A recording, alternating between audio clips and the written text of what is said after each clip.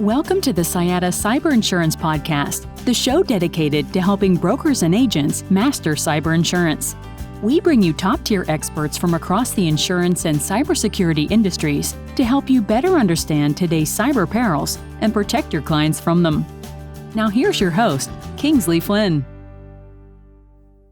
Welcome back once again to the Cyata Cyber Insurance Podcast series.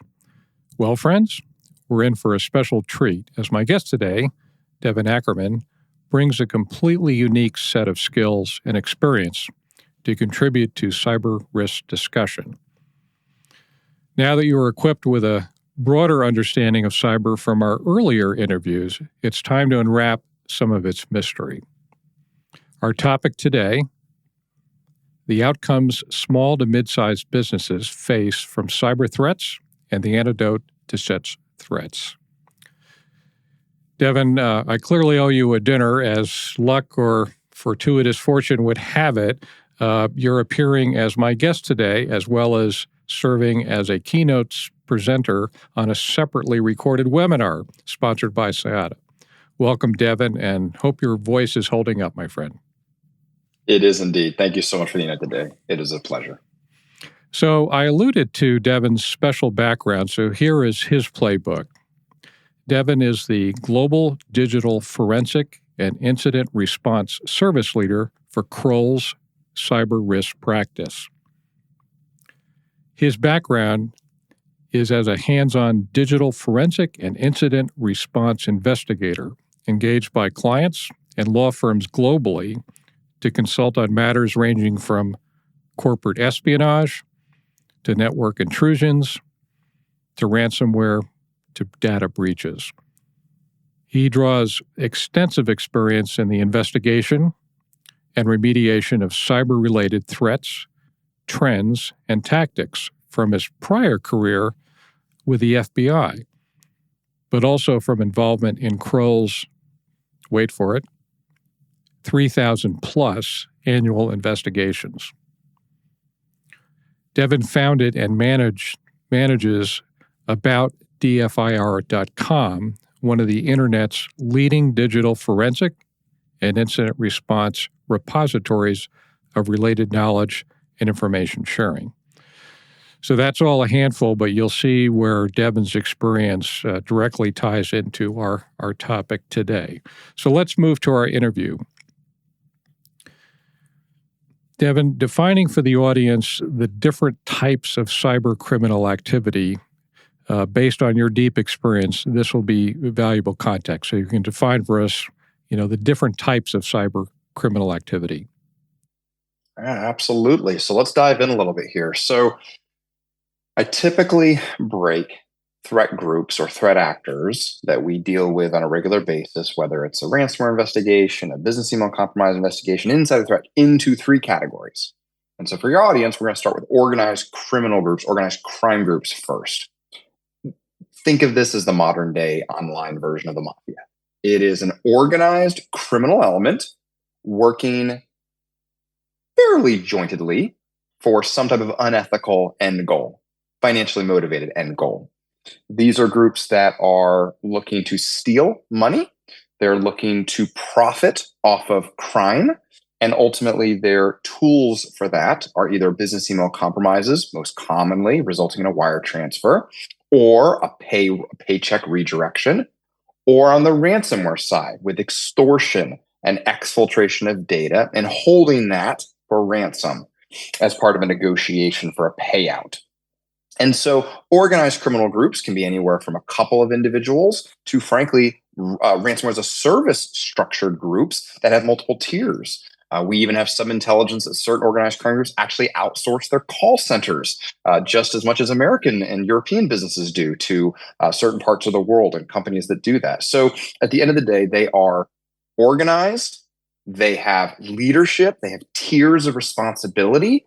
And look, if I go back to my years in the FBI, when we would have an opportunity to execute a search warrant and potentially take down an organized crime group, I remember, one time we hit a particular warehouse where we knew a group was operating, and there were 8 or 9 different card tables set up inside this warehouse. And one card table had a bunch of laptops with the individuals creating the phishing emails. One table had a bunch of individuals that were doing the bank account setup and bank wire transfers. One table had the group that was looking for the next victim. And so these are organized criminal elements all working together for an unethical, immoral payout. So that's really the first group. The second is what I would refer to as the advanced persistent threat group. Advanced persistent threat groups, or the more coined term in the industry, APT, is really this nation state sponsored attacking groups. If we look at, pick your favorite government, whatever branch of the military or government sponsored group within there that professionally hacks. We can call these white hats, gray hats, black hats, whatever term or buzzword you want to use. The goal is to defeat defenses and exfiltrate or conduct intelligence collection at the behest of another government, another military group. So regardless of the government, regardless of the military, advanced persistent threat groups are ones that are looking to not necessarily have a financial end goal. They could, but the more likely end goal is intelligence collection. Every government on the face of this planet wants to get information about another government, wants to be a step ahead of the new research and development of some new widget or the thing that goes in a satellite or goes in the next generation fighter. And so whether you're the research and development arm of a private sector company that has a government contract, or you are the government itself, advanced persistent threat groups are interested in defeating your defenses, overcoming your security, attacking the human element, the weakness, and exfiltrating information that can assist a foreign government in the more quicker catch up, if you will, to doing their own research and development. And then the last category, lone wolves and insider threats. This is the individual that is looking to cause someone else a bad day. This can be as simple as the individual that is actually the unknowing, unwitting insider threat. The individual inside an organization that is maybe not as well trained or well versed in security. And just one day they unknowingly click the MFA prompt on their phone, or they click the wrong email. I often make a joke that if we could remove the index finger and the mouse button, we probably would solve most breaches. But the insider threat can be that unknowing, unwitting individual, or it can be the malicious insider who exceeds authorized access. Someone who has the placement, access, and trust of an organization or a business, but they exceed their access to take something, maybe to go to a competitor, maybe to take intellectual property with them, maybe to take a book of business and then set themselves up with with a competitor. The lone wolf aspect of that can be the insider threat, but can also be a lone wolf could be part of a bigger criminal group, but they really operate for themselves, almost like a lone pirate, if you will, someone that really doesn't work with a group, and they might sail with several flags, but they ultimately will do things for their own profiteering. So pulling the veil back on this, on these cast of characters, very informative, scary, of course, at the same time. Let's move on to talking about, from your vantage point, what you see as trends or spikes in cyber-related incidents. And I know in some of our earlier conversations leading up to our interview today, you had referenced the fact that the month of March, was particularly active. So share with us kind of where you see trends in cyber-related incidents.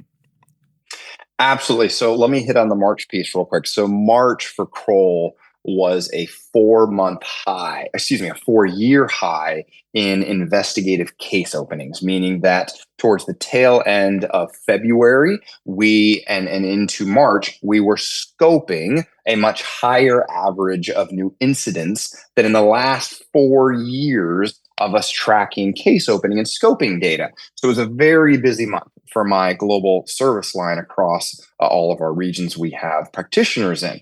And I contribute that a little bit to actually the tail end of of what we call kind of an intrusion life cycle. And so to expand on that topic for a second, about 2 years ago, we saw about a 40% drop. Last year, we saw about a 40% drop in intrusions globally.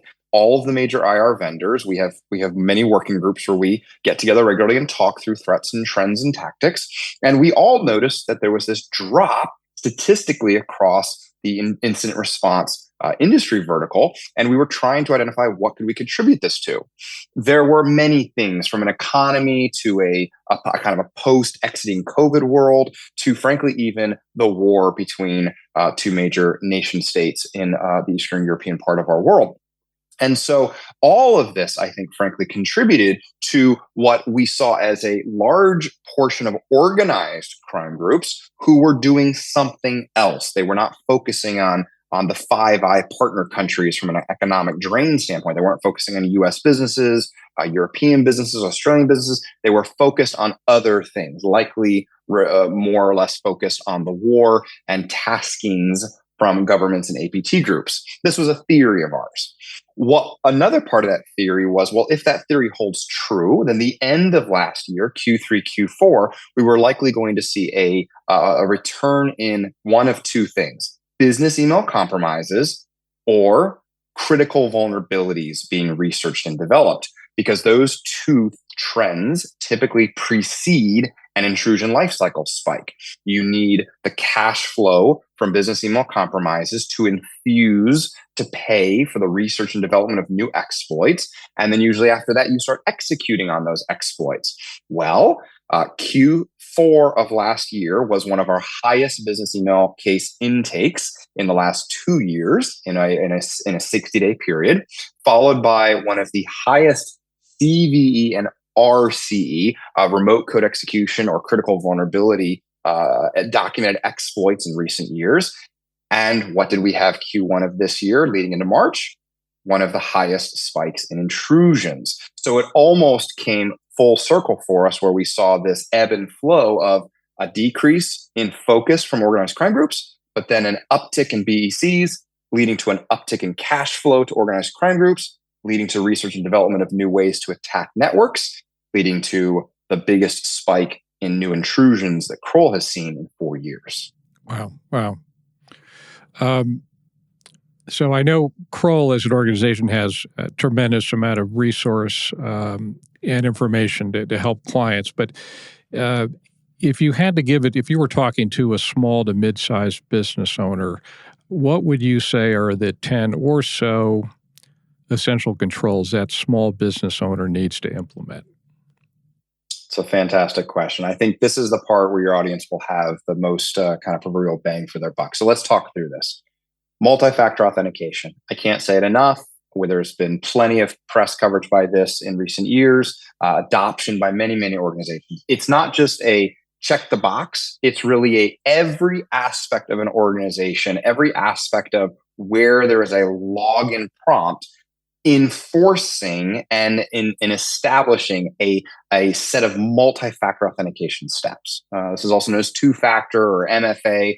Ultimately, how do I just move beyond what we've all, I think, frankly, you and I, from an experience standpoint, have said, hey, we used to just have usernames and passwords or email address and passwords. Why is that not enough anymore? It's not enough because actors have, frankly, learned to either understand the passwords that we use, or they attack and breach enough other locations and websites on the internet where they have created these massive password libraries.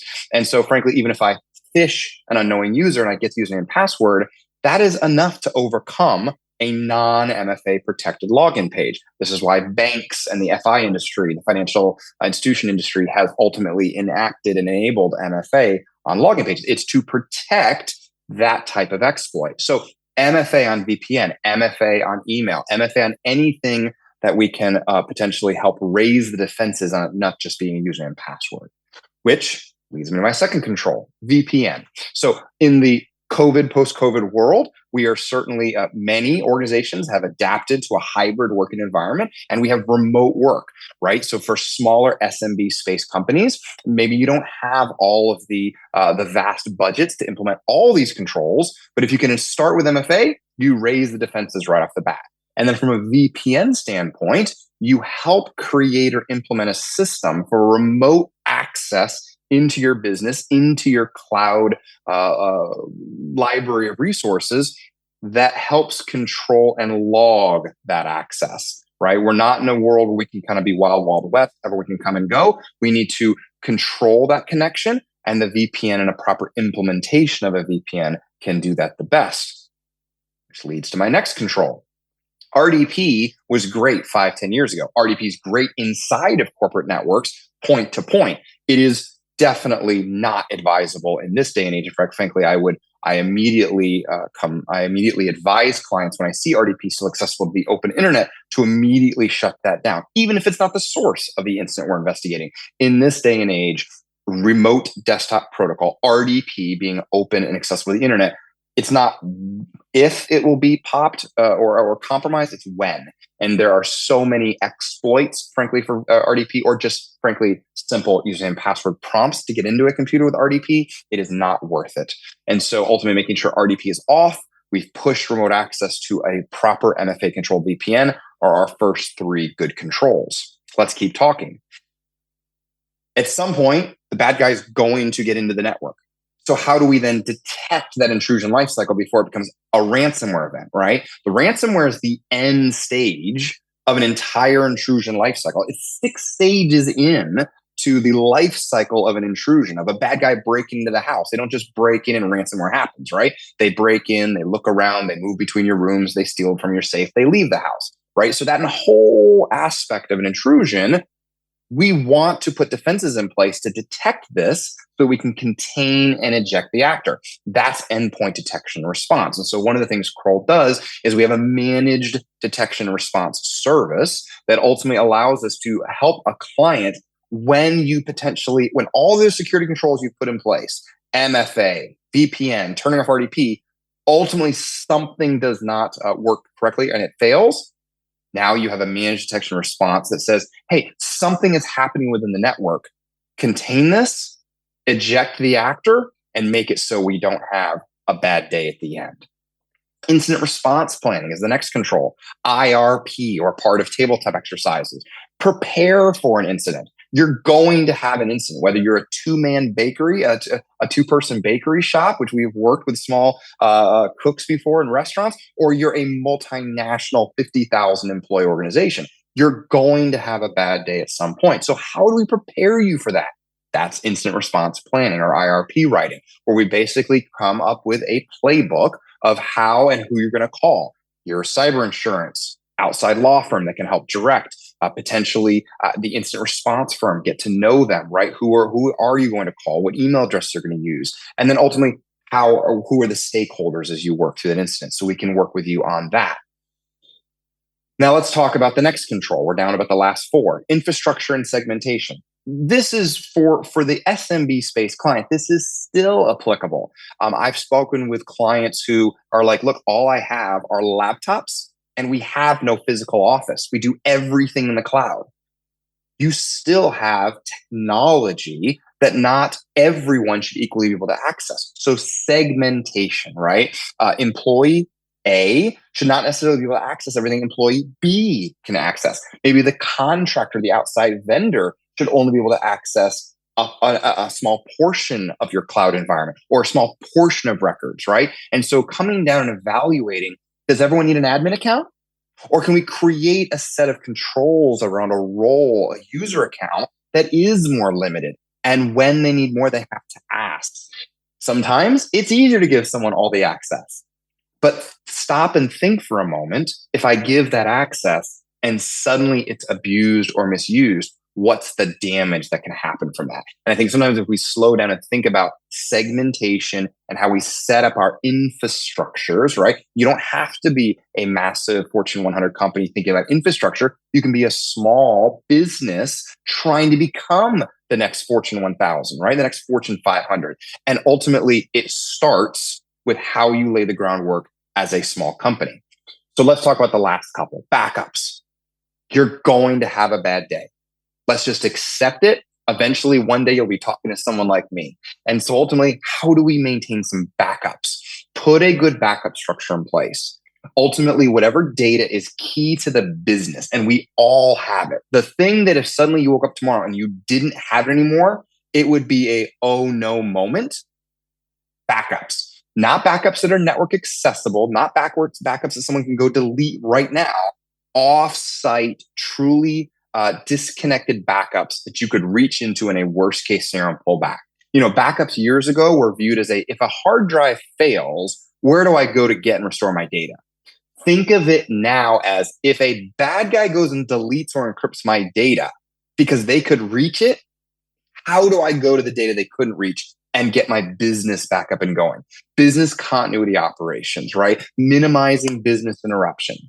So backups are huge on that.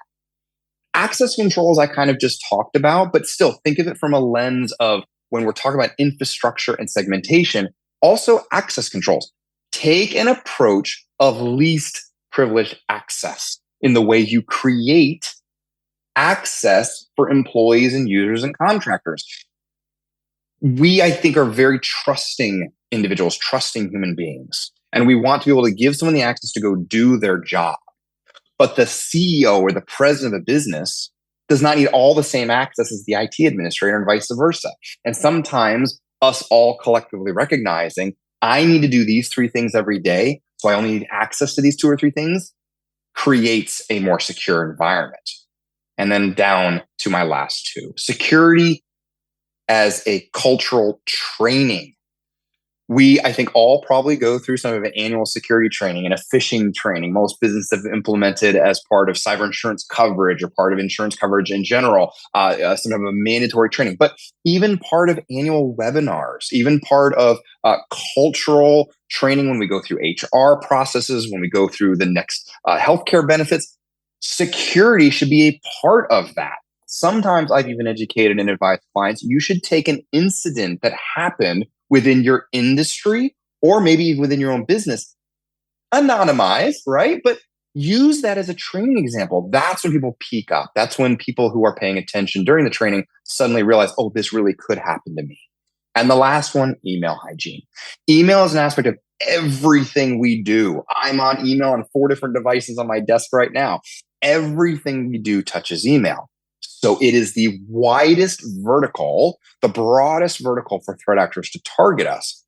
Phishing, malware, link redirects, whatever it is, it's probably statistically going to start with email in some shape or form. In fact, 33% of the incidents Kroll responded to last year had an email or phishing related statistic. Yeah, people just need to be so diligent on that.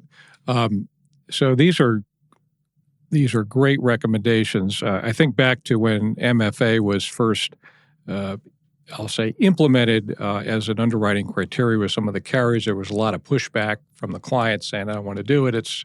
I don't have the time. It's too expensive. Any number of excuses. But I think that's proven to be extremely important in helping protect clients.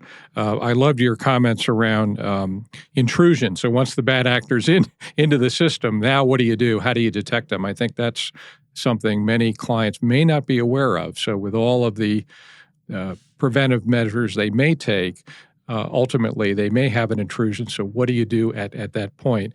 And then finally, I think your comments on backup are great, because some people may think, well, I've got it backed up, but they don't have it backed up properly as you would lay it out. So that's just great. Devon, I know our audience will find your observations very insightful, and hopefully they'll share this across their own organizations, not just brokers and agents, but also with their clients. So I would say your comments today are certainly worth a second listen by those dialing into the podcast, and I appreciate you taking the time to meet with me today. Thank you for the invite. It was a pleasure. Welcome to the Cyata Cyber Insurance Podcast, the show dedicated to helping brokers and agents master cyber insurance. We bring you top-tier experts from across the insurance and cybersecurity industries to help you better understand today's cyber perils and protect your clients from them. Now here's your host, Kingsley Flynn.